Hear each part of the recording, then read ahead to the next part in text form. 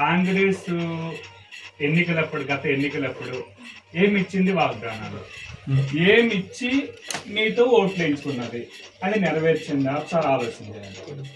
మహిళలందరికీ 2500 పెన్షన్ ఇస్తాము, 2500 పెన్షన్ మహిళలకు అందరికీ ఇస్తాము వాళ్ళు చెప్పి ఓట్లు వేయించుకున్నారు. ఇచ్చారా? ఇవ్వలేదు. ఇదే ప్రశ్నించాలి. కాంగ్రెస్ వాళ్ళు వచ్చినప్పుడు ఇదే ప్రశ్నించాలి.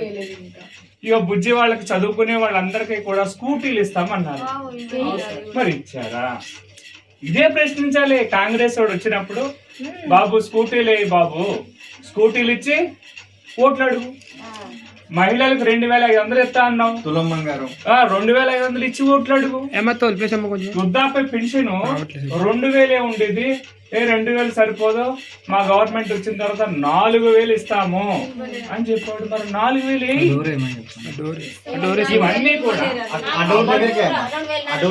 అబద్ధపు హామీలు, అబద్ధపు హామీలు ఇచ్చి ఇప్పుడు మోసం చేయడానికి తయారవుతుంది, మళ్ళీ మోసం చేయడానికి తయారవుతున్నారు. ఉపయోగం లేదా? ఎందుకంటే కాంగ్రెస్ దగ్గర ఆయనే చెప్తున్నాడు కదా, నన్ను కోసినా పైసలు లేవు.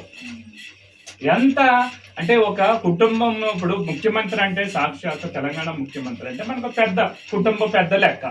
ఇప్పుడు మన కుటుంబంలో ఒక పెద్ద ఉన్నాడు, ఆ బిడ్డ చదువుకుంటే, అరే బిడ్డ నువ్వు చదువుకోమ్మా, ఎట్లా అంటే అట్లా, ఆడదేస్తా పైసలు, ఏడదేస్తా, నువ్వైతే చదువుకోవాలని చెప్తారు. అంటే కుటుంబ పెద్ద ఆసరాగా నిలబడాలి, ధైర్యాన్ని ఇవ్వాలి. అలాంటి ధైర్యాన్ని ఇవ్వటం మానేసి ఆయన నా దాని పైసలు లేవు, కోసినా ఎల్లాయి, 18,000 కోట్లు పన్నులు వస్తున్నాయి, ట్యాక్స్ వస్తున్నాయి, 18,000 కోట్లు వస్తున్నాయి, జీతాలకి సరిపోతాయి, ఏం చేయాలా? మరి ఏం చేయాలని నువ్వు ఆ ఆలోచన వచ్చినప్పుడు మరి ఇన్ని హామీలు, 6 గ్యారంటీలు నువ్వు ఎందుకు ఇచ్చావు అంటే నీకు తెలియదా? అంటే ముఖ్యమంత్రి అభ్యర్థిగా నువ్వు, ఒక జాతీయ పార్టీ అభ్యర్థిగా నువ్వు వచ్చినప్పుడు నీకు తెలియదా? ఇవన్నీ కూడా కళ్ళబొల్లి మాటలమ్మా. రేవంత్ రెడ్డి తెలంగాణ ప్రజలందరినీ కూడా మోసం చేశారు. అదేవిధంగా ఇప్పుడు మళ్ళీ మున్సిపల్ ఎలక్షన్లలో వస్తున్నాడు, మళ్ళీ మోసం చేయడానికి వస్తున్నాడు. కాబట్టి మనం బీజేపీ స్థానిక సంస్థలకి చాలా అధిక నిధులు ఖర్చు పెడుతుంది. మీరు ఇప్పుడు గమనించారు ఏది మొత్తం ప్రపంచం అంతా విలువెల్లాడిపోతుంది. 2019 కోవిడ్ టైంలో, 2019 కోవిడ్ టైంలో ప్రపంచం అంతా విలువెల్లాడిపోతుంది. చిన్న చిన్న దేశాలు ఉన్నాయి కొన్ని, ఇది కోటి మంది జనాభా ఉన్నది, 2 కోట్ల మంది జనాభా ఉన్నది దేశాలు ఉన్నాయి.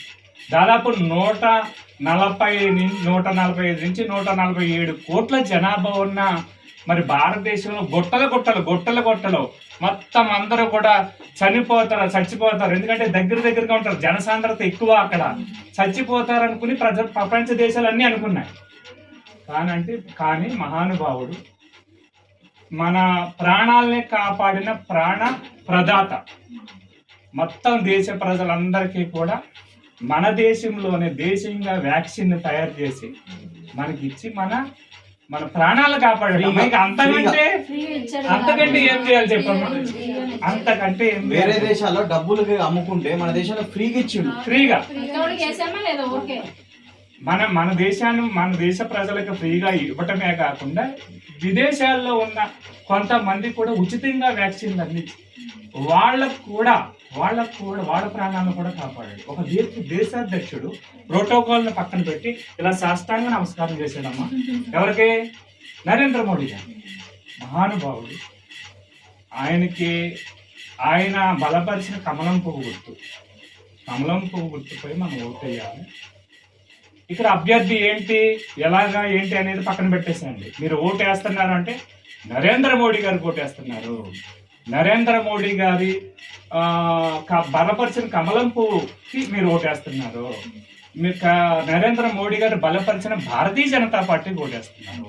ఈ విధంగా మీరు మీరు గుర్తించాలమ్మా, ఆలోచన చేసుకోవాలి. మీ పక్కన ఉన్న మన బంధువులకు కానీ మన ఇంటి వాళ్ళందరికీ, మన పాలోళ్ళకి అందరికీ మనకు చెప్పాలి, ఓటు వేయించాలమ్మా. ఖచ్చితంగా ఈసారి మీరు భారతీయ జనతా పార్టీకి ఓటు వేయాలి అమ్మా. ధన్యవాదాలు అమ్మ. మన గ్రూప్ సభ్యులందరికి చెప్పండి తల్లి, మన ఇంటి పక్కలకు చుట్టుపక్కల మన ఇంట్లో ఎన్ని ఓట్లు ఉన్నాయి?